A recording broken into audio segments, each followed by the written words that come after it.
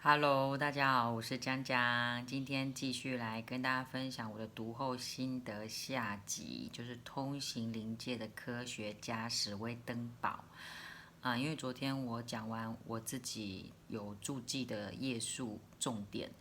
就差不多10分钟了，不想要耽误大家太多时间，所以今天再用小小的时间跟大家分享后半段我发现的重点。其实这本书的中间跟后半段大部分都在讲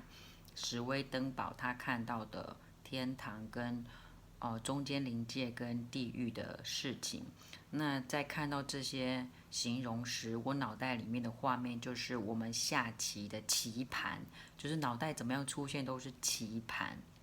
所以我觉得中间临界，我自己看到的就是楚河。楚河，那我们象棋不是有分红色的跟黑色的嘛？我就会觉得天堂好像就像红色的象棋，而地狱的话就像黑色的那个象棋。因为我觉得他在形容三个天堂时，或者是三个部分的地狱，很像我们象棋里面不是有第一排是竹啊，或者是兵啊，那可能第二就有那个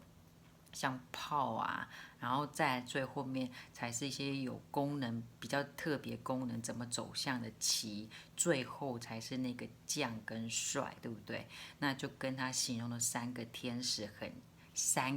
堂很像。那我先讲楚河好了，也就是他形容的中间临界。其实中间临界他有讲到里面有检测天使，检测天使。那这个检测天使就是来检测你这个灵在人世间的时候，你是属于哪一种，你可以去哪里。其实书里面一直很强调神啊，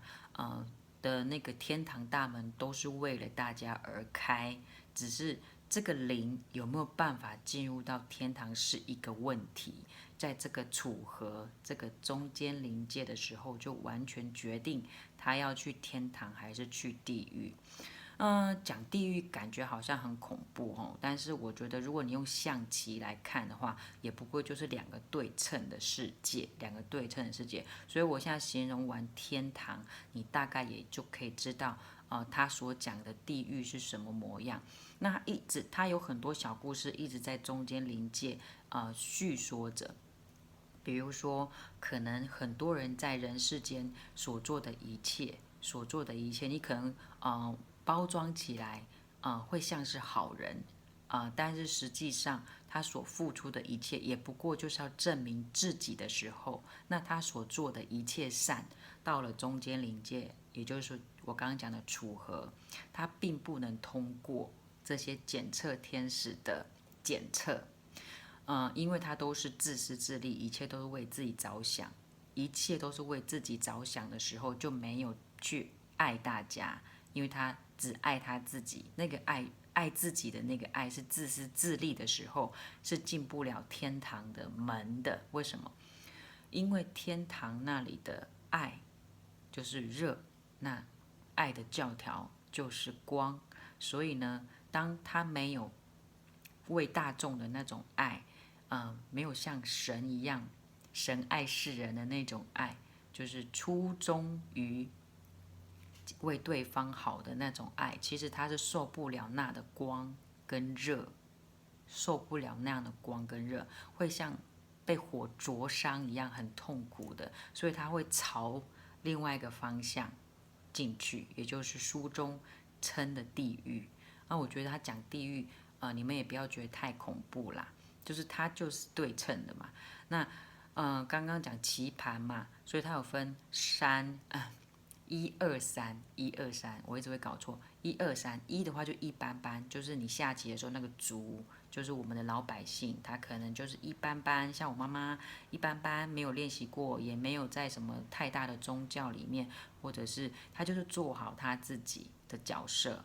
他就是做好，他或许有一点自私自利，但他也有为大家的时候，所以他的心只要在检测的天使检测完，他的心是偏那么一点点散，大部分都在一点点散那个地方，他就会到刚刚讲的第一天堂那去学习。也就是说，它形容第一天堂跟我们物质界非常像，90%几像。也就是说，他到第一天堂去，他还以为是在物质世界。这跟我以前有讲过重叠那一支影片，就是我们这个世界跟那个世界是重叠，有一点点像。因为到那去，你会以为到了物质世界，但其实那是第一天堂。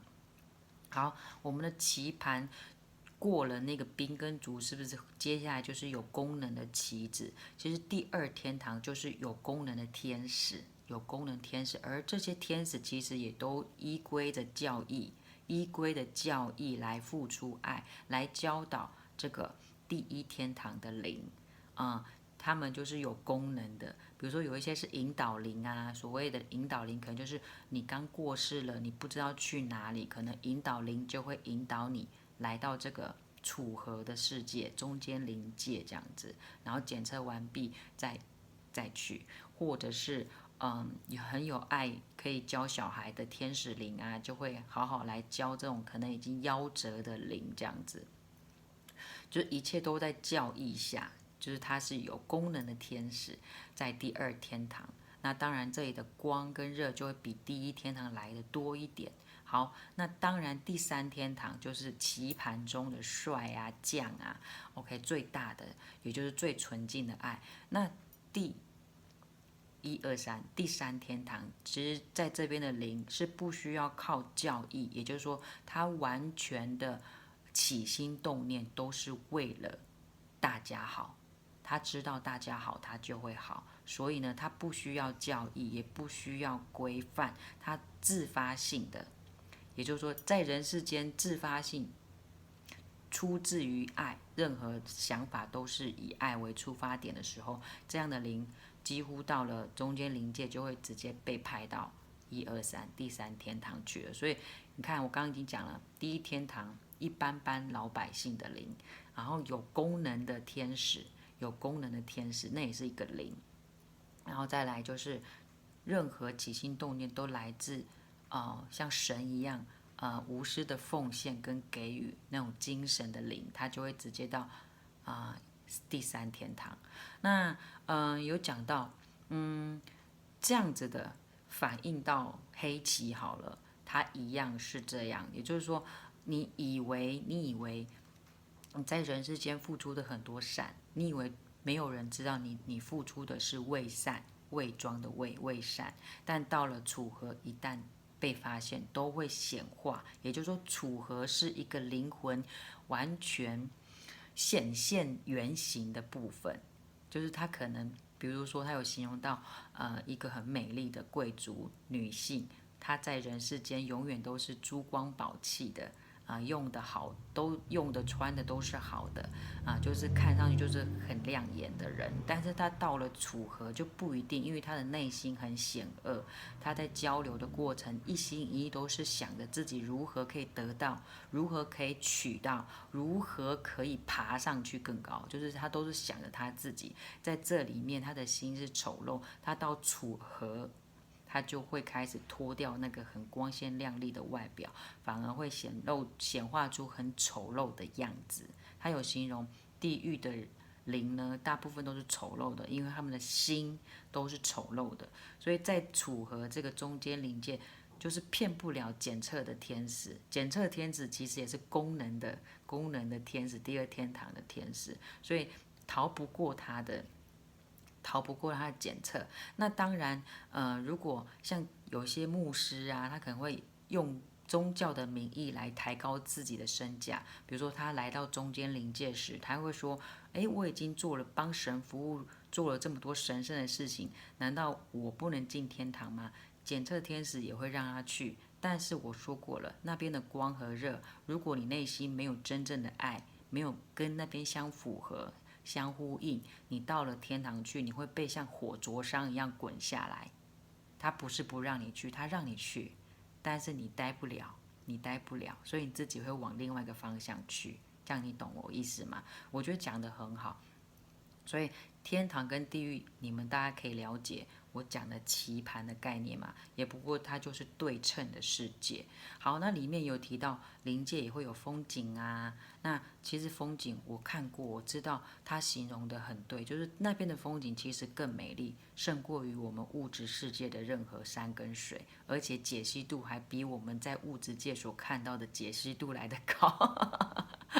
就是更美丽的意识啦。但是如果你不要看到这些风景的时候，一个念头不要了，这个风景就没有了，一切都在意念之中。那当然，他也提到灵感，为什么有灵感这个词？灵魂的感知啊，里面也有大概形容到。所以为什么讲说，哎，我灵感来了，灵感来了，那个灵感不是你想来的，其实也不过老天就是神啊，突然来给你一个小小一个感觉，希望你可以抓住它。所以呢，为什么他不用别的名称或别的名词？也就是说，这个跟天堂的神要给你的资讯是有相关联的。那书当然也有提到了，其实里面还有很多其他重点，就不太讲太多。今天分享到这，今天一直大舌头。好啦，今天分享到这，希望大家都能稍微有一点小收获。I love you，拜拜。